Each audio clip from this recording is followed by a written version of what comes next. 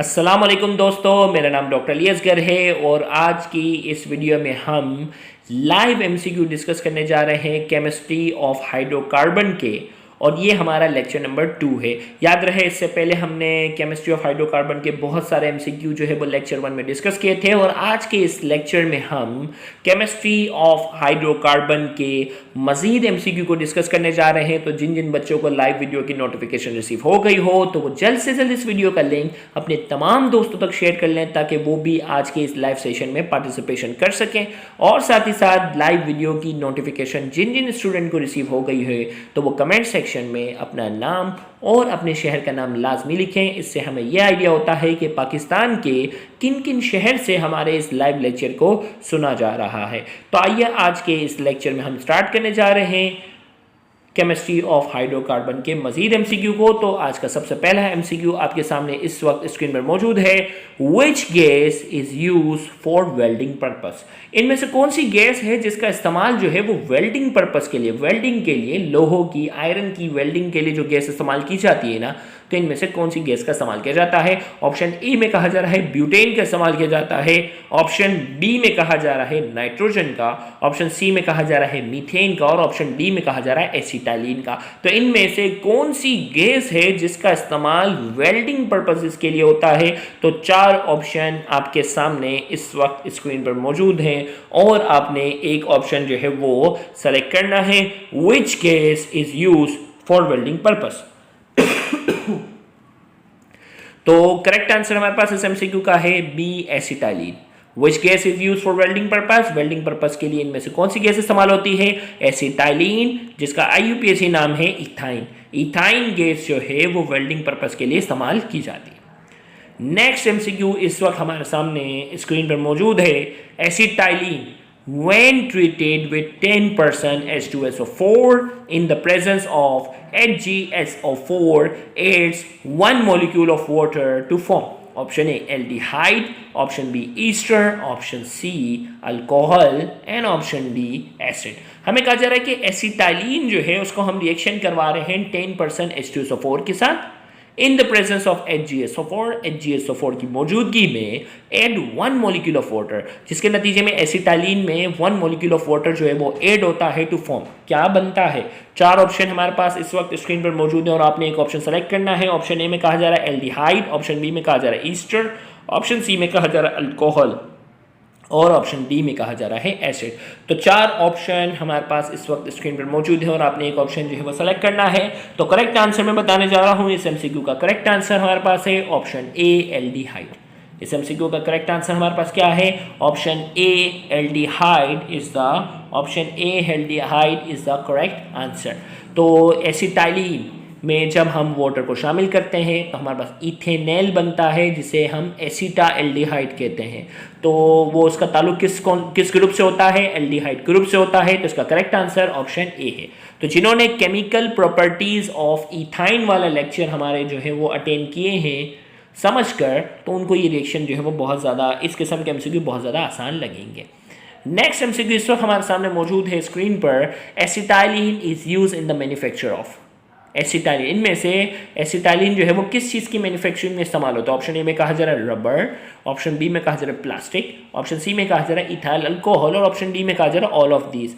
इनमें से एसिटाइलिन का कौन सा इस्तेमाल है? Acetylene is use in the manufacture of, acetylene जो है वो किसकी मैन्युफैक्चरिंग में इस्तेमाल होता है? तो 4 ऑप्शन आपके पास इस वक्त स्क्रीन पर मौजूद है और आपने एक ऑप्शन सेलेक्ट करना है। तो इसका करेक्ट आंसर हमारे पास है D, all of these. Acetylene is used in the manufacture of D, all of these. Rubber, plastic, ethyl alcohol तमाम की मैन्युफैक्चरिंग में इस्तेमाल होता है। तो करेक्ट आंसर हमारे पास है D, all of these. Next MCQ इस वक्त हमारे सामने स्क्रीन पर मौजूद है। The molecules of ethane possess which hybridization? The molecule of ethane possesses which hybridization? Molecules जो होते हैं ना इथेन के, वो कौन सी हाइब्रिडाइजेशन करते हैं? ऑप्शन ए में कहा जा रहा है sp3, ऑप्शन बी में कहा जा रहा है sp2, ऑप्शन सी में कहा जा रहा है sp, ऑप्शन डी में कहा जा रहा है sp2d। तो इथेन के अंदर कौन सी हाइब्रिडाइजेशन होती है? चैप्टर 6 वाले इंट्रोडक्शन टू ऑर्गेनिक केमिस्ट्री में ऑलरेडी ये एमसीक्यू बार बार आते हैं। तो इथेन जो है वो अल्केन से ताल्लुक रखता है और इनके अंदर हाइब्रिडाइजेशन कौन सी होती है? sp3। तो इस एमसीक्यू का correct answer option A, sp3 is the correct answer. Next MCQ इस वक्त हमारे सामने स्क्रीन पे मौजूद है। The sp2 hybrid orbitals are oriented in space at one angle. इनमें से कौन सा एंगल है जिसमें sp2 हाइब्रिडाइजेशन जब भी होती है ना ऑर्बिटल्स में, तो sp2 हाइब्रिडाइजेशन के नतीजे में इनमें से कौन सा एंगल ऑर्बिटल्स के दरमियान पाया जाता है? ऑप्शन ए में कहा जा रहा है 180 डिग्री, ऑप्शन बी में कहा जा रहा है 109.5 डिग्री, ऑप्शन सी में कहा जा रहा है 100 डिग्री और ऑप्शन डी में कहा जा रहा है 120 डिग्री। तो आपने एक ऑप्शन जो है वो क्या करना है, सेलेक्ट करना है। देखते हैं करेक्ट आंसर क्या आता है। तो इसका करेक्ट आंसर हमारे पास है D, 120 degree. sp2 hybrid orbitals are oriented in space at one angle। sp2 hybridization के नतीजे में ज्योमेट्री कौन सी बनती है? Trigonal planar. और ट्राइगोनल प्लेनर के नतीजे में जो एंगल होता है वो 120 डिग्री होता है। sp3 हाइब्रिडाइजेशन के नतीजे में 109.5 डिग्री और sp हाइब्रिडाइजेशन के नतीजे में 180 डिग्री होता है। तो sp हाइब्रिडाइजेशन पूछा जाएगा तो आपका आंसर होगा 180 डिग्री। sp3 अगर पूछा जाएगा तो 109.5 डिग्री और sp2 पूछा जा रहा है तो इसका आंसर क्या है? 120 डिग्री। नेक्स्ट एमसीक्यू इस वक्त हमारे सामने स्क्रीन पर मौजूद है। The geometry of acetylene is. Acetylene जो है, इथाइन जो है, उसकी ज्योमेट्री कैसी? ऑप्शन ए में कहा जा रहा है एंगुलर, ऑप्शन बी में कहा जा रहा है बैंड, ऑप्शन सी में कहा जा रहा है ट्राइगोनल और ऑप्शन डी में कहा जा रहा है लीनियर। तो इनमें से कौन सी ज्योमेट्री जो है, इनमें से कौन सी ज्योमेट्री जो है वो एसिटाइलिन की है? तो चार ऑप्शन हमारे पास इस वक्त स्क्रीन पर मौजूद है और आपने एक ऑप्शन जो है वो सेलेक्ट करना है। The geometry of acetylene is, the geometry of acetylene is linear. तो करेक्ट आंसर हमारे पास क्या है? D, linear is the correct answer. Next MCQ इस वक्त हमारे पास स्क्रीन पर मौजूद है। When n hexane is heated in the presence of platinum at 500 degree centigrade it's cyclise to give. When n hexane is heated in the presence of platinum at 500 degree centigrade is cyclise to give. N hexane को 500 degree centigrade पर जब हम heat करते हैं तो वो एक cyclic compound में कन्वर्ट हो जाता है। उस साइक्लिक कंपाउंड का हमें नाम बताना है। ऑप्शन ए में कहा जा रहा है वो बेंजीन में कन्वर्ट होगा, ऑप्शन बी में कहा जा रहा है वो साइक्लोहेक्सीन में कन्वर्ट होगा, ऑप्शन सी में कहा जा रहा है बेंजीन। दोनों ऑप्शन सेम हो गए और ऑप्शन डी में कहा जा रहा है टोलीन। तो चार ऑप्शन आपके पास इस वक्त स्क्रीन पर मौजूद है और आपने एक ऑप्शन सेलेक्ट करना है। तो इसका करेक्ट आंसर हमारे पास जो है वो बेंजीन है। भाई बेंजीन है, ए और सी भाई दोनों करेक्ट हैं। तो एन हेक्सेन को जब हम 500 डिग्री सेंटीग्रेड पर हीटअप करते हैं इन द प्रेजेंस ऑफ प्लेटिनियम तो एन हेक्सेन जो है वो कन्वर्ट हो जाता है बेंजीन में। और अगर एन हेप्टेन होता है तो वो किस में कन्वर्ट हो जाता है? टोलीन में। एन हेप्टेन होता है वो टोलीन में कन्वर्ट होता है और एन हेक्सेन जो होता है वो बेंजीन में कन्वर्ट होता है। लिहाजा इस एमसीक्यू का करेक्ट आंसर ए और सी दोनों है। नेक्स्ट हमारे पास है preparation of vegetable ghee involves.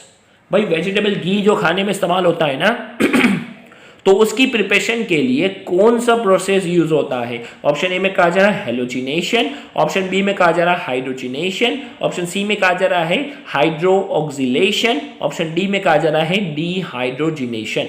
तो चार ऑप्शन हमारे पास इस वक्त स्क्रीन पर मौजूद हैं और हमें कहा जा रहा है preparation of vegetable ghee involves. Vegetable घी की प्रिपरेशन के लिए गौर से सुनिएगा, वेजिटेबल घी की प्रिपरेशन के लिए इनमें से कौन सा प्रोसेस का इस्तेमाल किया जाता है? Halogenation, hydrogenation, hydroxylation, dehydrogenation. तो चार ऑप्शन हमारे पास इस वक्त जो है वो स्क्रीन पर मौजूद हैं और आपने एक ऑप्शन सेलेक्ट करना है। जल्दी से अपना ऑप्शन सेलेक्ट कर लें, फिर मैं बताने जा रहा हूं।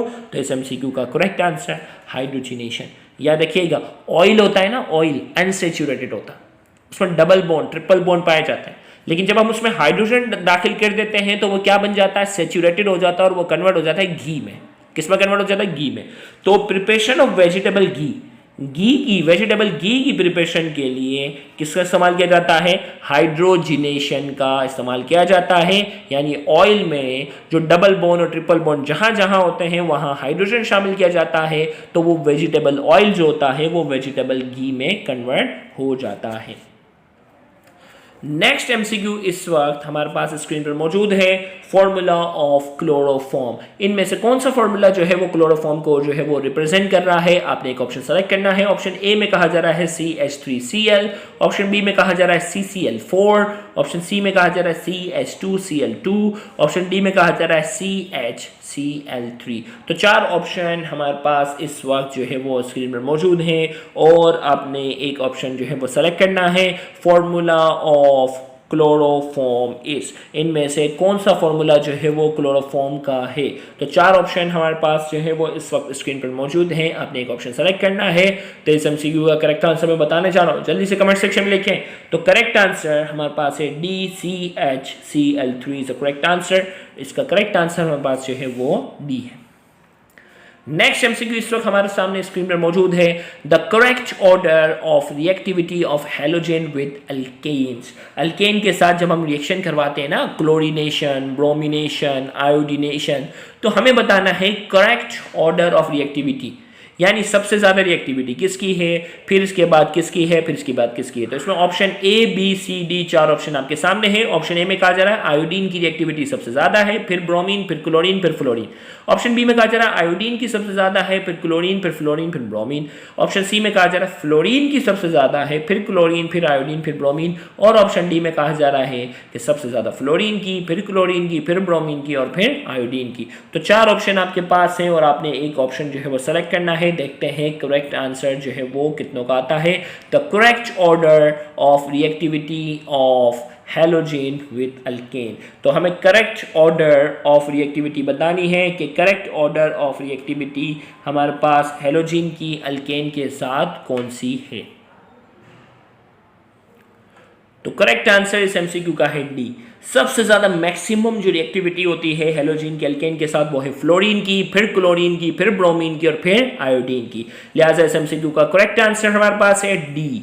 सबसे ज़्यादा रिएक्टिविटी फ्लोरीन, फिर क्लोरीन, फिर ब्रोमीन और फिर आयोडीन। वही पीरियोडिक टेबल के हिसाब से, पीरियोडिक टेबल में सबसे ऊपर हेलोजन का जो ग्रुप है ना, इसमें सबसे ऊपर फिर फ्लोरीन है, फिर क्लोरीन है, फिर ब्रोमीन है और आयोडीन सबसे नीचे है। तो करेक्ट आंसर हमारे पास जो है वो D is the correct answer.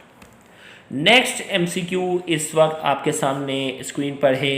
Beta beta dichloro ethyl sulphide is commonly known as. Option A mustard gas, option B laughing gas, option C phosgene gas and option D biogas. 4 option हमारे पास हैं। Beta beta dichloro ethyl sulphide is commonly known as. तो यहाँ एक compound का नाम दिया गया है और कहा जा रहा है कि इस कंपाउंड को कॉमनली आमतौर पर क्या कहा जाता है। ऑप्शन ए में कहा जा रहा है उसे मस्टर्ड गैस कहते हैं, ऑप्शन बी में कहा जा रहा है लाफिंग गैस कहते हैं, ऑप्शन सी में कहा जा रहा है उसे फॉस्जीन गैस कहते हैं और ऑप्शन डी में कहा जा रहा है उसे बायोगैस कहते हैं। तो 4 ऑप्शन आपके पास इस वक्त स्क्रीन पर मौजूद है और आपने एक ऑप्शन सेलेक्ट करना है। तो करेक्ट आंसर मैं बताने जा रहा हूँ, इसका करेक्ट आंसर हमारे पास है ऑप्शन ए, उसे मस्टर्ड गैस कहते हैं। क्या कहते हैं इसे हम? मस्टर्ड गैस कहते हैं। Option A is the correct answer. Next MCQ इस वक्त हमारे सामने स्क्रीन पर मौजूद है। When methane reacts with chlorine in the presence of diffuse light the product obtain are. Option A chloroform only, option B carbon tetrachloride only, option C में कहा जा रहा है chloromethane and dichloromethane, option D में कहा जा रहा है मिक्सचर ऑफ ABC। इन तीनों का मिक्सचर प्रोड्यूस होता है। हमें कहा जा रहा है when methane react with chlorine, methane जो है वो क्लोरीन के साथ रिएक्ट करता है in the presence of diffuse light, यानी सनलाइट की बात कर लो। द प्रोडक्ट ऑब्टेन आर, कौन सा प्रोडक्ट बनता है? Chloroform, carbon tetrachloride, chloromethane, dichloromethane या option D mixture of ABC। इन तीनों का मिक्सचर जो है वो प्रोड्यूस होता है। तो 4 ऑप्शन आपके पास हैं, आपने एक ऑप्शन सेलेक्ट करना है। देखते हैं करेक्ट आंसर कितने लोगों का आता है। तो करेक्ट आंसर जल्दी से आप अपना ऑप्शन सेलेक्ट कर लें, देखते हैं करेक्ट आंसर कितनों का आता है। तो इसका करेक्ट आंसर हमारे पास है option D mixture of ABC। भाई क्लोरोफॉर्म भी बनता है, कार्बन टेट्राक्लोराइड भी बनता है, क्लोरोमीथेन भी बनता है, डाइक्लोरोमीथेन भी बनता है। आपने देखा होगा ना फ्री रेडिकल वाला जो रिएक्शन है इसमें 4 स्टेप होते हैं। तो आपके पास जो पहले स्टेप में क्लोरोमीथेन बनता है, फिर डाइक्लोरोमीथेन बनता है, फिर तीसरे स्टेप में क्लोरोफॉर्म बनता है और चौथे स्टेप के अंदर कार्बन टेट्राक्लोराइड बनता है, यानी इन चारों का मिक्सचर बनता है। तो करेक्ट आंसर हमारे पास जो है वो D is the correct answer. Next MCQ इस वक्त आपके सामने स्क्रीन पर है। The addition of unsymmetrical reagent to an unsymmetrical alkene is in accordance with the rule. Option A Hund's rule, option B Markovnikov rule, option C Pauli exclusion principle, option D Aufbau principle. तो चार option आपके पास हैं, एक option आपने जो है वो select करना है। देखते हैं करेक्ट आंसर कितने स्टूडेंट का आता है। तो हमें कहा जा रहा है कि अनसिमेट्रिकल रिएजेंट जो होता है जिसे हम शामिल करते हैं अनसिमेट्रिकल अल्कीन में, उस पर कौन सा रूल अप्लाई होता है। चार ऑप्शन आपके पास हैं, एक ऑप्शन आपने सेलेक्ट करना है। देखते हैं कितने स्टूडेंट का जो है वो आंसर करेक्ट आता है। तो इसका करेक्ट आंसर मैं बताने जा रहा हूं। इसका करेक्ट आंसर है मार्कोनिकॉफ रूल। याद रखिएगा मार्कोनिकॉफ रूल पर पूरा हमारा एक डिटेल लेक्चर जो है वो रिकॉर्डेड फॉर्म में जो है वो सिन बोर्ड टीचिंग पर जो है वो अवेलेबल है। तो जो रजिस्टर्ड ग्रुप में शामिल होंगे उन्होंने तो लाजमी देखा होगा। तो मार्कोनिकॉफ रूल के तहत जो है वो अनसिमेट्रिकल रिएजेंट को अनसिमेट्रिकल अल्कीन में जो है वो क्या किया जाता है, शामिल किया जाता है। लिहाजा इसका करेक्ट आंसर हमारे पास है B, Markovnikov rule is the correct answer. Next MCQ इस वक्त हमारे सामने स्क्रीन पर है, वो है the next homologue of C10H22 will be. हमें कहा जा रहा है भाई एक कंपाउंड है ना एक कंपाउंड है वो है C10 जिसमें 10 कार्बन है, हाइड्रोजन 22 है। हमें कहा जा रहा है इसका नेक्स्ट होमोलॉग क्या होगा। तो इसके लिए आपको कॉन्सेप्ट पता होना चाहिए होमोलॉगस सीरीज का। होमोलॉगस सीरीज के अंदर हर नया आने वाला जो मेंबर होता है वो प्रीवियस के मुकाबले में कितना होता है, CH2 का डिफरेंस होता है, एक कार्बन का और 2 हाइड्रोजन का फर्क होता है। तो अगर ये कंपाउंड है C10H22 तो इसका जो नेक्स्ट होमोलॉग होगा वो क्या होगा, कार्बन 1 बढ़ा दो हाइड्रोजन 2 बढ़ा दो, तो C11H24 होना चाहिए। C11 कार्बन 1 बढ़ाना है, हाइड्रोजन 2 बढ़ाने, तो इसका करेक्ट आंसर हमारे पास क्या आना चाहिए, करेक्ट आंसर होना चाहिए C11H23। अब देख लो चार ऑप्शन है, A B C D, इनमें से करेक्ट ऑप्शन क्या है, करेक्ट ऑप्शन हमारे पास है C11 और H24 is the correct answer. तो हमारा इसका करेक्ट आंसर हो गया C is the correct answer. Next MCQ इस वक्त हमारे सामने स्क्रीन पर मौजूद है। The 4 bonds of carbon in methane are directed towards the corner of. Option A cube, option B pentagon, option C hexagon and option D tetrahedron. तो चार option हमारे पास इस वक्त स्क्रीन पर मौजूद है और आपने एक ऑप्शन सेलेक्ट करना है। The 4 bonds of carbon in methane are, चार बॉन्ड जो है ना, The 4 bonds of carbon in methane are directed towards the corner of। चार बॉन्ड जो है कार्बन में जो मीथेन के अंदर होते हैं towards the corner of, किस शेप को रिप्रेजेंट करते हैं। ऑप्शन ए में कहा जा रहा है क्यूब, ऑप्शन बी में कहा जा रहा है pentagon, option C hexagon and option D tetrahedron. तो चार ऑप्शन हमारे पास हैं, आपने एक ऑप्शन जो है वो सेलेक्ट करना है। सबसे पहले सोचो मीथेन की शेप कैसी है। मीथेन की जो शेप होगी उसी शेप के हिसाब से इसके हाइड्रोजन जो होंगे वो कोनों कोनों पे मौजूद होंगे। तो इसका करेक्ट आंसर हमारे पास है टेट्राहीड्रॉन, क्योंकि मीथेन की जो शेप होती है वो क्या है, टेट्राहीड्रल, और इसके जो चारों हाइड्रोजन जो होते हैं the 4 bonds of carbon in methane, इसके जो चार बॉन्ड होंगे वो कोनों कोनों पर टेट्राहीड्रॉन पे होंगे क्योंकि इसकी शेप टेट्राहीड्रल होती है। नेक्स्ट एमसीक्यू इस वक्त हमारे सामने स्क्रीन पर मौजूद है। Dehalogenation of tetrahalide happens in the presence of active metal like. Option A zinc, option B magnesium, option C both A and B and option D none of them. तो चार option हमारे पास इस वक्त screen पर मौजूद है और आपने एक ऑप्शन सेलेक्ट करना है। इनमें से कौन सा एक्टिव मेटल है जो डीहेलोजिनेशन का काम करता है। क्या करता है, डीहेलोजन, सिर्फ हेलोजन निकालने का काम करता है, हेलोजन को रिमूव करने का काम करता है। तो आपके पास चार ऑप्शन मौजूद है और आपने एक ऑप्शन सेलेक्ट करना है। ऑप्शन ए में कहा जा रहा है वो है जिंक, ऑप्शन बी में कहा जा रहा है वो मैग्नीशियम है, ऑप्शन सी में कहा जा रहा है both A and B, zinc और मैग्नीशियम दोनों है, और ऑप्शन डी में कहा जा रहा है नन ऑफ देम। तो चार ऑप्शन में से आपने एक ऑप्शन सेलेक्ट करना है। देखते हैं करेक्ट आंसर कितनों का आता है। तो इसका करेक्ट आंसर हमारे पास है ऑप्शन ए जिंक। डीहेलोजिनेशन जब भी करनी होती है तो एक्टिव मेटल कौन सा होता है, जिंक का इस्तेमाल किया जाता है। लिहाजा इसका करेक्ट आंसर हमारे पास है option A zinc. Next MCQ इस वक्त हमारे सामने स्क्रीन पर मौजूद है। The IUPAC name of the compound represented by the formula. एक फॉर्मूला है और हमें बताना है इसका IUPAC name, international union of pure and applied chemistry. याद है ना भाई, IUPAC नेम बताना है इसका। तो देखते हैं जिन्होंने option A B C D, जल्दी से जो ऑप्शन करेक्ट लग रहा हो जल्दी से आप अपना एक ऑप्शन जो है वो सेलेक्ट कर लें, फिर मैं इसकी एक्सप्लेनेशन देने जाऊंगा। याद रखिएगा IUPAC नेम पर, चाहे वो अल्कीन के हो, अल्केन के हो, अल्काइन के हो या किसी भी ऑर्गेनिक फैमिली के हो, रजिस्टर्ड ग्रुप के अंदर उन तमाम की नॉमेनक्लेचर बिल्कुल डिटेल में बेसिक से स्टेप बाय स्टेप सिखाई जाती है। तो ये चीज़ें बहुत आसान है। तो नंबरिंग हम यहाँ से शुरू करेंगे 1 2 3 4।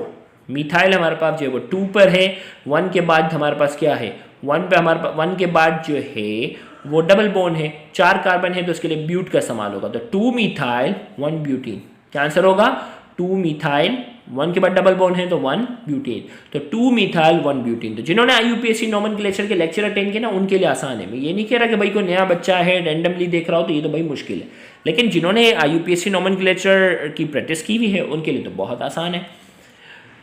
नेक्स्ट MCQ इस वक्त हमारे पास स्क्रीन पर है, the order of dehydration of alcohol. Alcohol की हमें डिहाइड्रेशन करनी है, अल्कोहल से हमें क्या करना है, वाटर को रिमूव करना है, तो इनमें से ऑर्डर ऑफ डिहाइड्रेशन, सबसे ज़्यादा डिहाइड्रेशन किस में आसानी से होगी। ऑप्शन ए में कहा जा रहा है, देखो 1 डिग्री 2 डिग्री और 3 डिग्री प्राइमरी सेकेंडरी और टर्शियरी के लिए इस्तेमाल होता है, तो ऑप्शन ए में कहा जा रहा है सबसे ज़्यादा आसानी से प्राइमरी, फिर सेकेंडरी और फिर टर्शियरी।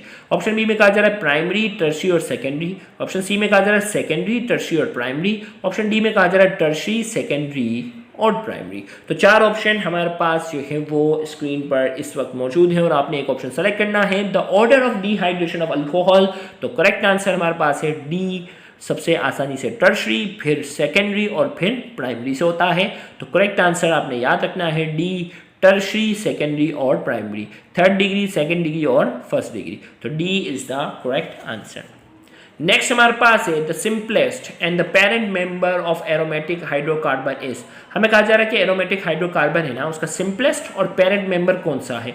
ऑप्शन ए में कहा जा रहा है बेंजीन, ऑप्शन बी में कहा जा रहा है टोलिन, ऑप्शन सी में कहा जा रहा है बाइफिनाइसिस, ऑप्शन डी में कहा जा रहा है नेप्थेलीन। तो 4 ऑप्शन हमारे पास इस वक्त स्क्रीन पर मौजूद है और आपने एक ऑप्शन सेलेक्ट करना है, the simplest and the parent member of aromatic hydrocarbon is.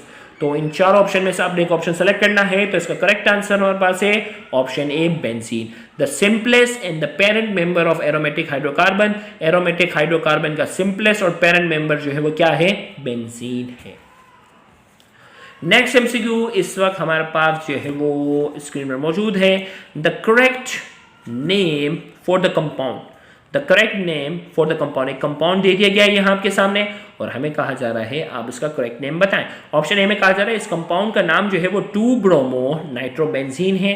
Option B में कहा जा रहा है 2 नाइट्रोब्रोमोबेंजीन है। ऑप्शन सी में कहा जा रहा है 1 ब्रोमो नाइट्रोबेंजीन है और ऑप्शन डी में कहा जा रहा है 1 नाइट्रोब्रोमोबेंजीन है। तो 4 ऑप्शन आपके सामने इस वक्त स्क्रीन पर मौजूद है और आपने एक ऑप्शन सेलेक्ट करना है। देखते हैं करेक्ट आंसर कितने स्टूडेंट का आता है। देखें अब से कहानी बेंजीन की तरफ बढ़ती जा रही है, अब से कहानी बेंजीन की तरफ आएगी, तो बेंजीन वाले सारे लेक्चर रिवाइज करके रखो ताकि अगले लाइव लेक्चर में आपको बेंजीन वाली चीज़ों में आसानी हो। तो बेंजीन जो रजिस्टर्ड ग्रुप में शामिल है वो बेंजीन वाले सारे लेक्चर रिवाइज करके रखें ताकि बेंजीन वाले MCQ को भी समझने में आपको आसानी हो।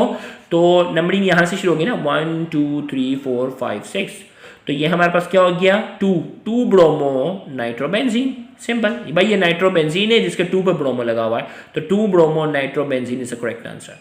करेक्ट आंसर क्या है इस MCQ का, 2 bromo nitrobenzene is the correct answer. तो इसका करेक्ट आंसर हमारे पास है ऑप्शन ए, 2 ब्रोमो नाइट्रोबेंजीन। तो यहाँ जाकर आज के इस लाइव लेक्चर को जो है वो हम एंड करते हैं। अगर आप एंट्री टेस्ट की तैयारी कर रहे हैं, चाहे वो ECAT की तैयारी हो, इंजीनियरिंग कॉलेज एडमिशन टेस्ट, या वो MD-CAT medical and dental college admission test, तो मैं आपको सजेशन दूंगा कि आप हमारे रजिस्टर्ड ग्रुप का हिस्सा लाजमी बने। रजिस्टर्ड ग्रुप के अंदर तमाम कोर्स के आपको लेक्चर्स प्रोवाइड किए जाते हैं, साथ ही साथ पिछले 3 सालों से हज़ारों MCQ की जो एक्सप्लेनेशन हम अब तक रिकॉर्ड कर चुके हैं, उन तमाम MCQ के आपको एक्सप्लेनेशन भी जो है वो प्रोवाइड की जाती है और साथ ही साथ वीकली बेसिस पर आपका ऑनलाइन टेस्ट भी कंडक्ट किया जाता है। यानी इतनी ज़्यादा एक्सप्लेनेशन आपको फिजिकल क्लासेस में कोई टीचर प्रोवाइड ही नहीं कर सकता, क्योंकि पिछले 3 सालों की जो हमारी मेहनत है वो आपको चंद महीनों में आपको जो है वो प्रोवाइड कर दी जाती है, ताकि आपकी प्रिपरेशन जो है वो दूसरे स्टूडेंट के मुकाबले में बहुत बहुत ज़्यादा अच्छी हो। तो ये मेरी एक सजेशन थी, अगर आप चाहें तो इसमें अमल कर सकते हैं। Thank you very much. अल्लाह हाफिज़।